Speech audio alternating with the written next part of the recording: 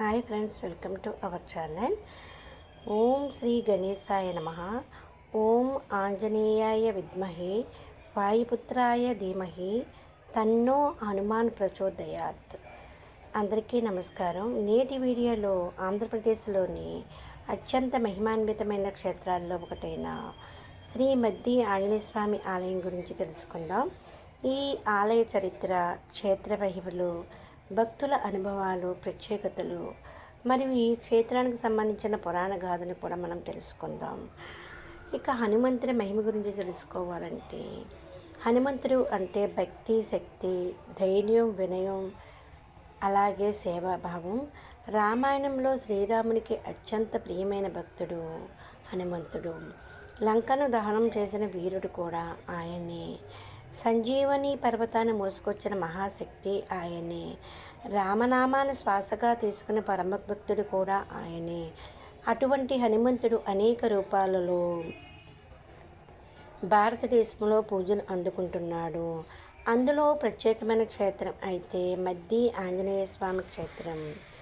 ఇక ఈ ఆలయం ఎక్కడ ఉందంటే, ఆంధ్రప్రదేశ్ రాష్ట్రంలోని పశ్చిమ గోదావరి జిల్లాలో గురువాయిగూడెం సమీపంలోని ఈ ఆలయం అయితే ఉంది. జంగారెడ్డిగూడెం నుంచి సులభంగా చేరుకోవచ్చు. ప్రతిరోజు కూడా వేలాది మంది భక్తులు ఈ ఆలయాన్ని దర్శించుకుంటూ ఉంటారు.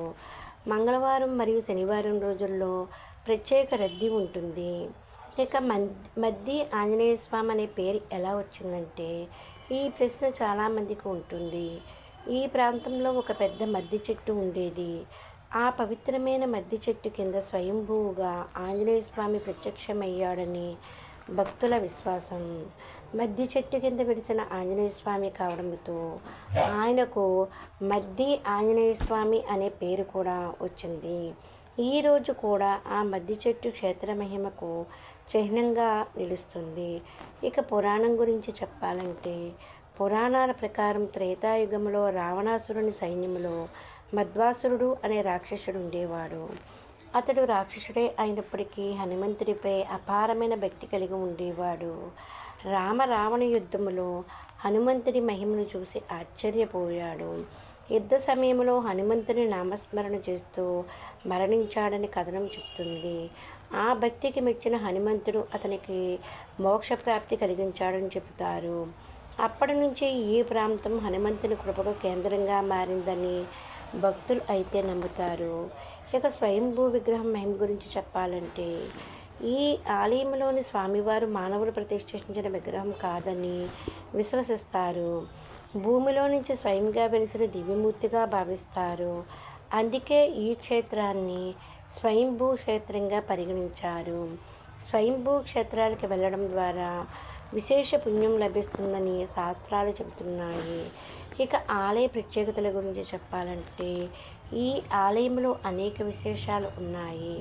మొదటిది మద్ది చెట్టు, రెండవది స్వయంభూ రూపము, మూడవది భక్తుల కోరికలు తీర్చే క్షేత్రంగా ప్రసిద్ధి చెందడం, నాలుగవది శని కుజ దోష నివారణకు భక్తులు ఎక్కువగా వస్తారు, ఐదవది నిరంతరం జరిగే హనుమాన్ చాలీసా పారాయణం. ఇక భక్తుల అనుభవాల గురించి చెప్పాలంటే, అనేక మంది భక్తులు తమ అనుభవాలను చెబుతూ ఉంటారు. కొంతమంది ఉద్యోగం కోసం మొక్కుకొని ఫలితం పొందారు. కొంతమంది సంతానం కోసం ప్రార్థించి ఆశీర్వాదం పొందారు. విద్యార్థులు పరీక్షల్లో మంచి ఫలితాల కోసం స్వామిని ప్రార్థిస్తారు. వ్యాపారులు అభివృద్ధి కోసం మొక్కులు చెల్లిస్తారు. ఇలా ఎన్నో అనుభవాలు ఈ క్షేత్ర మహిమ గురించి తెలియజేస్తూ ఉంటాయి. ఇక హనుమంతుని ఆరాధన వల్ల మనకి కలిగే ఫలితాలు ఏమిటంటే, హనుమంతుడిని భక్తితో పూజిస్తే ధైర్యం పెరుగుతుంది, భయం తొలగిపోతుంది, మనోబలం పెరుగుతుంది, ఆరోగ్యం మెరుగవుతుంది, శత్రుబాధలు తగ్గుతాయి, గ్రహదోషాలు తొలగుతాయి అని విశ్వాసము. ఇక శ్రీరాముడికి హనుమంతుడి భక్తి ఎలా ఉంటుందంటే, హనుమంతుడు తన జీవితం అంతా కూడా శ్రీరామ సేవకే అంకితం చేశాడు. ఒకసారి సీతాదేవి హనుమంతుడిని అడిగిందంట, హనుమాన్, నీకు రాముడు ఎవరు అని. అప్పుడు హనుమంతుడు ఇలా చెప్పాడట, దేహబుద్ధితో చూస్తే నేను మీ దాసుడిని, జీవబుద్ధితో చూస్తే నేను మీ అంశం. ఆత్మబుద్ధితో చూస్తే నేను నువ్వే అని. ఈ మాటలు హనుమంతుడి పరమభక్తిని తెలియజేస్తాయి. ఇంకా హనుమాన్ చాలీసా మహిమ గురించి చెప్పాలంటే, ఈ క్షేత్రంలో హనుమాన్ చాలీసా పారాయణం చాలా ముఖ్యమైనది. ప్రతిరోజు లేదా మంగళవారం రోజున హనుమాన్ చాలీసా చదివితే మనశ్శాంతి కలుగుతుంది, ధైర్యం పెరుగుతుంది, ఆత్మవిశ్వాసం పెరుగుతుంది, అనేక సమస్యలు తొలగుతాయని భక్తుల నమ్మకము. ఇక హనుమాన్ జయంతి ఉత్సవాల గురించి చెప్పాలంటే, ఈ ఆలయంలో హనుమాన్ జయంతి అత్యంత వైభవంగా జరుగుతుంది. ఉదయం ప్రత్యేక అభిషేకాలు, అలంకారాలు, అన్నదాన కార్యక్రమాలు, భజనలు, హరికథలు, సాంస్కృతిక కార్యక్రమాలను నిర్వహిస్తారు. వేలాది మంది భక్తులు పాల్గొంటారు. ఇక ఆలయంలో జరిగే పూజల గురించి చెప్పాలంటే, అభిషేకం, అర్చన, కుంకుమ పూజ, వడమాల సమర్పణ, బెల్లం పానకం, ఆకు పూజ, ప్రత్యేక హోమాలు భక్తులు తమ శక్తి మేరకు నిర్వహిస్తూ ఉంటారు. క్షేత్ర సందర్శన వల్ల కలిగే ఆధ్యాత్మిక అనుభూతి. ఈ ఆలయంలో అడుగుపెట్టగానే ఒక ప్రత్యేకమైన ప్రశాంతత కలుగుతుంది. స్వామివారి దర్శనం మనసుకు ధైర్యాన్ని ఇస్తుంది. మద్ది చెట్టు నీడలో కూర్చుంటే ఆధ్యాత్మిక ఆనందం కలుగుతుందని భక్తులు చెబుతూ ఉంటారు. ఇక హనుమంతుడు ఈ తరానికి నేర్పేది ఏమైనా ఉందంటే, భక్తి, వినయం, సేవాభావం, ధైర్యం, గురుభక్తి, తల్లిదండ్రుల పట్ల గౌరవం, సత్యనిష్ట. ఈ విలువలను మన జీవితంలో పాటిస్తే విజయాన్ని సాధించవచ్చు.